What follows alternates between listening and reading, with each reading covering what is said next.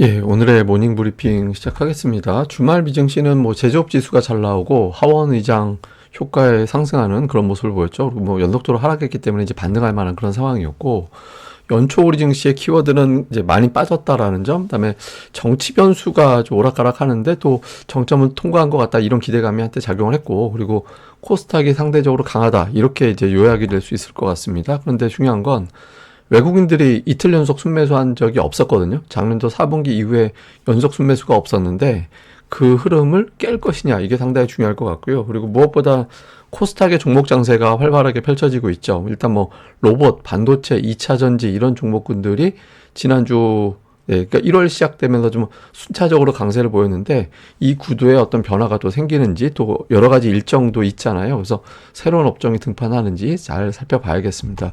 우선 주말에 뭐 미증시는 모든 업종이 다 올랐습니다. 그러니까 대부분 업종이 다 상승하는 이제 그런 모습을 보였는데, 뭐 제조업 지표가 잘 나왔다라는 점, 그리고 뭐 워낙 연속적으로 하락했기 때문에 기술적 반등이 나올 만한 시기였고, 그리고 이제 하원 의장의 마이크 존슨이 이제 확정이 되면서, 또 이 사람이 이제 머스크 정부의 어떤 효율부, 정부 효율부, 머스크의 어떤 정부 효율부와 협력할 것이다, 이렇게 언급을 했잖아요. 이렇게 되면 트럼프의 어떤 친기업적인 이런 어떤 정책을 뒷받침할 수 있을 것 같다, 뭐 이런 점도 긍정적인 영향을 준 것 같아요. 그래서 뭐 연속적으로 하락한 점, 그다음에 뭐 하원 의장, 그다음에 제조업 지표, 이런 것들이 맞물리면서 이제 미증시는 올라갔고, 특히 제가 주목하는 거는 ISM 제조업 지수. 당초 예상은 지난달보다는 조금 후퇴했을 거야, 이렇게 예상을 했는데 더 좋아졌죠. 이 지표가 중요한 이유는 제가 여러 번 설명을 드렸습니다. 우리나라 테크 지수, 우리나라 수출 데이터하고 연동이 되는 지표라고 말씀을 드렸잖아요. 특히 이제 신규 주문이 되게 중요한 항목인데, 신규 주문도 계속해서 늘어나는 그런 모습을 보였습니다. 그래서 이거 자체를 외국인들이 주목할 가능성이 있거든요. 이 지표 본 다음에 외국인들이 과연 이틀 연속 매수할 것이냐, 이거 되게 중요하고요. 그리고 이제 미국에서 올라간 종목들을 보면 우선 뭐 테슬라가 눈에 띄기도 하고, 그다음에 이제 반도체가 눈에 띄기도 하죠. 뭐 슈퍼마이크로라든가 엔비디아라든가 뭐 AMD 그 아래로 내려가면 램리서치, 마이크론 테크놀로지, 고르게 다 올라갔거든요. 그리고 이제 또 하나는, 그리고 이제 하나 봐야 되는 게, 그러면 여기 에너지자 들어가는 기업이 강하네? 이렇게 써 있잖아요. 뭐 비스트라 에너지라든가 LRG 에너지라든가 이런 종목들이 올라가서, 이거 뭐 유가 때문인가? 근데 그게 아니라 저거 전력 업체들이거든요. 전력 업체들인데 저것도 AI 때문에 전력 수요가 늘어날 것이다라는 점 때문에 올라간 거였어요. 그래서 좀 주 후반에 미국 같은 경우는 AI 관련된 이슈가 상당히 강하게 작동이 됐다, 이렇게 이제 볼 수 있는 대목이죠. 그 다음에 또 한 가지는 국제 유가가 꾸준하게 올라가고 있다라는 점. 그러니까 지금 유가가 뭐 계속해서 뭐 여러 가지 이슈가 있죠. 미국에서 재고가 줄어들었다라든가, 지금 러시아하고 우크라이나하고 또 천연가스 이송 관련해서 또 이슈가 있잖아요. 그런 것들하고 맞물리면서 이제 유가가 또 올라갔거든요. 그러니까 미국에서 강했던 어떤 관련된 종목도 있고, 또 유가가 올라갔다라는 점에 또 이것도 이제 반응할 수 있는 업종들이 또 따로 있으니까, 각각의 어떤 내용 중에서 우리나라 업종들이 좀 반응을 할지, 이것도 좀 살펴봐야 될 것 같습니다. 근데 이제 일단 우리 자체만 놓고 보면 코스닥이 중요한 지지선, 중요한 어떤 기준선에서 반등을 하고 있죠. 그러니까 이제 분기 차트에서 제가 60분기가 굉장히 중요하다, 그거 깨고 내려가 버리면 그 다음 분기에는 양봉으로 가는 그런 경향이 있다라고 말씀을 드렸잖아요. 근데 일단 이제 다행히 그런 출발이 나오고 있는데, 코스닥이 최근에 이제 강한 이유는 일단 이제 연초 수급의 특징이기도 해요. 그러니까 배당락 딱 시작되면 그때부터 그 코스닥 시장은 며칠 동안은 올라가는, 그러니까 뭐 그냥 특별하게 어떤 대단한 호재가 있어서가 아니라 그냥 한 2, 3일 정도 수급 효과 때문에 올라가는 특성이 있긴 하거든요.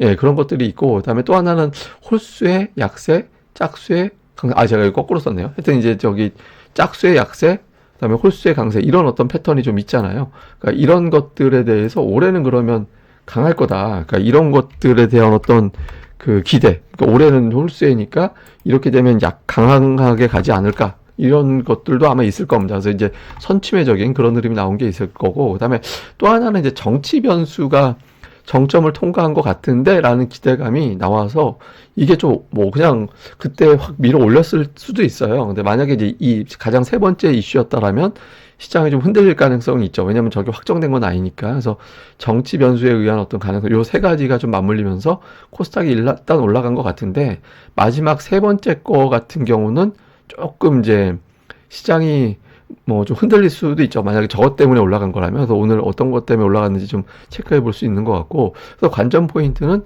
60일선을 돌파할 거냐. 그러니까 왜냐면 이제 코스닥 시장을 제가 이제 다른 선 다 지우고 일봉으로 보면 61선이 계속 저항이었거든요. 지금 거기 왔어요. 그러니까 이게 이제 저항이 될 거냐, 새로운 어떤 지선으로 바꿀 거냐, 그 다음에 이게 지지선으로 바꾸고 치고 나가려면 뚜렷한 주도주가 나와야 되잖아요. 그래서 뭐 시가총액 큰 종목 중에서 뭐 제약이나 2차 전지, 이게 뭐 반도체 종목 수가 많은 것도 반도체고 이러니까 이런 쪽에서 시장을 제가 뭐 가끔 멱살 잡아 올린다라고 표현하는데 끌어올릴 수 있는 주도적인 종목이 와줘야 되거든요. 일주일 5거래 중에서 3일 이상 올라가는 흐름이 나와야 되죠. 그다음에 그리고 그러려면 돈이 있어야 되니까 연초에 이제 예탁금이 계속해서 유입이 될 거냐 이런 것들이 이제 상당히 중요한 포인트가 될 것 같습니다. 근데 이제 오늘 제가 중요하다고 보는 게 원래 그 배당락 이후에 3일 정도는 강하긴 해요. 3, 4일 정도는. 원래 이제 뭐 좀 그런 특성이 있어요. 그러니까 2022년, 2023년 이때가 좀 특이한 거였고 보통은 배당락 딱 되면 한 연초까지는 이렇게 올라갔잖아요. 대체로 보면. 그래서 한 3거래일은 올라가긴 하거든요. 근데 문제는 뭐냐면 연초에 세 번째 거래일은 대체로 하락하는 경우가 많습니다. 그러니까 최근에 5년 동안 보면 그러니까 4번은 하락했어요. 저게 왜 그러냐면 연말 연초에 일적인 수급 현상 때문에 코스닥이 올라갔다가 그때부터는 이제 정상으로 돌아가는 거예요. 그래서 그냥 그거 말고 올라갈 일 없었는데 뭐 이래버리면 이제 복원이 되면서 그동안 좀 올랐네 단기적으로 그럼 또 매도 물량 나오면서 흔들리는 그런 모습이 나오거든요. 근데 이제 오늘이 3일차가 되는 거잖아요. 그래서 오늘까지도 만약에 플러스를 낼 수 있다라면 시장에서는 이거는 일시적인 수급 현상이 아니라 뭔가 좀 힘이 붙었구나라고도 가늠이 될 수 있겠죠. 그래서 오늘 장에서의 코스닥의 플러스냐 마이너스냐는 상당히 중요한 이제 변수가 될 것 같습니다. 근데 수급을 보면 우선 외국인들이 보시다시피 연속 매수를 안 해요. 그러니까 4분기 이후에 보면 그 4분기 이후에 외국인 투자자들이 이틀 연속 매수한 사례가 없거든요. 예, 그렇기 때문에 이제 외국인 투자자들의 매수가 오늘 들어온다라면 처음으로 이제 이틀 연속 매수가 되는 거니까 이제 상당히 의미 있는 변화가 될 수 있겠고 또 이번 주에 이제 삼성전자 실적이 나오잖아요. 그러니까 삼성전자가 외국인 투자자들의 이틀 연속 매수가 역시 또 안 나왔던 종목이거든요. 그래서 그런 구도가 되느냐. 특히 이제 분기차 월봉에서 120월선 제가 이제 굉장히 중요한 지선 역할을 한다라고 말씀을 드렸던 120월선에서 일단 지지가 됐잖아요. 지금 기준으로 한 53,500원 정도 되는데 그러니까 이 선이 출발점이 되면서 이제 큰 어떤 흐름이 만들어지는 그런 계기가 나와야 되거든요. 근데 이게 실적은 좀 안 좋게 나올 확률이 높아졌죠. 그러니까 시장의 평균 컨센서스보다 최근 들어서 증권사들이 계속 이제 전망치를 하향하고 있기 때문에 7조 원대 후반이 나올 가능성이 높다라는 게 증권사의 시각이잖아요. 그래서 좀 신중해질 가능성이 있는데 그럼에도 불구하고 외국인들은 이제는 바닥이야라고 매수해 줄 거냐 아니면 이제 이게 이탈하면서 새로운 어떤 하락의 국면이 나올 거냐 상당히 중요합니다. 그래서 삼성전자의 수급과 코스피에서의 어떤 수급 동향 이제 좀 중요한 변수로 봐야 될 것 같고요. 그다음에 이제 코스닥 쪽에서는 12월 이후에 어떤 추세로 놓고 보면은 이제 로봇주가 갑자기 튕겨 올라가면서 제일 강했고 은근하게 올라왔던 게 반도체. 근데 반도체 내에서도 이제 HBM 관련된 종목이 상대적으로 조금 더 강한 그런 모습을 보였고, 또 조금씩 이제 고개를 틀기 시작한 게 알테오젠, 에코프로비엠 같은 2차 전지와 제약바이오. 근데 이게 이런 건 있어요. 그러니까 지난주 외국인들 매매의 특징이 뭐였냐면 코스닥에서 특정한 종목을 샀다라기보다는 시가총액 상위 종목을 그냥 뿌리듯이 웬만한 종목을 다 사는 그런 모습을 보였거든요. 그래서 이제 이게 완전히 여기서 뭐 주도했구나 이런 게 보다는 그냥 매수세가 쭉 들어오는 김에 외국인들까지 붙었네라고 해서 좀 살짝 조금 더 튄 그런 측면도 있을 거예요. 근데 이제 이번 주에는 제가 보기에는 여기서 정돈이 되면서 주도하는 업종이 한두 개 정도로 좀 압축이 되지 않을까라고 생각을 하거든요. 그래서 지금 로봇은 뭐 테마라고 본다. 종목 수가 이렇게 많지는 않으니까. 근데 이제 반도체, 그다음에 2차 전지, 제약바이오 일정은 또 다 핑계가 있잖아요. 예, 일정상으로는 뭐 그 CES도 있고, 그다음에 JP모건 또 이슈도 있고 이제 그저 JP모건 헬스케어 컨퍼런스도 있고 하니까 또 일정도 있고 해가지고 뭐 AI 로봇 다음에 이제 뭐 예를 들어서 저 제약바이오 이런 것들이 다 핑계가 있거든요. 또 에코프로비엠 같은 경우는 뭐 최근에 또 워낙 많이 빠졌다가 뭐 해외 지분 투자라든가 이런 것들도 좀 나온 게 있었고 그래서 다 핑계가 있는데 뭐 뉴스 계속 많이 내면서 뭐 끌어올리려고 할 겁니다. 그래서 이 중에서 이제 한두 개가 압축이 될 가능성이 있어서 이 부분을 좀 집중적으로 살펴봐야겠죠. 요약을 좀 해보면 주말에 이제 미증시가 올라갔는데 다만 우리 증시가 지난 금요일에 워낙 많이 올랐기 때문에 초반에 상승이 나오면 차익 실현, 특히 이제 코스닥은 3일차, 세 번째 날에 좀 매물이 나오는 경향이 좀 있는데, 그래서 오후장까지 과연 시세가 유지가 될 수 있을 거냐. 그 다음에 앞서 말씀드렸던 새 3일 연속 올라가는 게 될 거냐. 그러니까 보통 3일차에는 이제 매도 물량 나오면서 좀 쉬어가는 그런 모습이 있었는데, 이런 흐름이 나오는지. 그 다음에 이제 코스피 같은 경우는 작년도 4분기 이후에 이틀 연속 매수가 없었는데, 만약에 매수를 해준다면 올해 수급이 바뀌는 거구나. 이렇게 또 평가될 수 있겠죠. 이 부분 봐야 되고, 제일 중요한 건 제가 뭐 이건 작년 말부터 계속 말씀드렸지만, 연초에는 코스닥이라든가 코스피 지수에 의미 둘 필요 없고, 종목 장세다 무조건. 그러니까 종목 장세에서 어떤 것들이 메인이 되는지에 집중해야 된다라는 말씀을 계속 드렸잖아요. 그래서 뭐 앞서 말씀드렸던 종목들 군에서 한두 개 정도 압축이 될 것 같고, 테마에서도 한두 개 이렇게 되면서 메인이 될 가능성이 높아서, 이런 부분들, 또 기관들이 따박따박 물량 사 모으는 개별 종목들, 이런 것들을 잘 집중해 보면 좋을 것 같습니다.